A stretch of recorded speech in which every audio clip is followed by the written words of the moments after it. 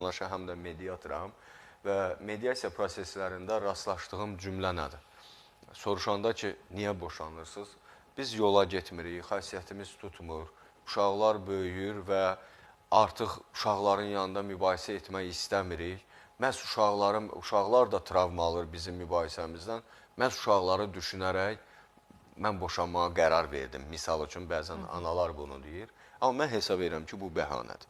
Bu sadəcə boşanmaq üçün artıq uşaqdan ilkin istifadədir. Mən bunu belə qiymətləndirirəm və hesab edirəm ki, boşanan və onlara cavabım olur ki, əgər məhz uşağı düşünüb boşanırsınızsa, əksinə uşağı düşünüb boşanmamağın yollarını tapmaq lazımdır ki, biz necə eləyək ki, ümumiyyətlə mübahisə eləməyək və ya mübahisələrimizi uşağın yanında eləməyək. Ən azından bu vəziyyəti biz valideyn olaraq idarə etməliyik və idarə etməyə borcluyuq.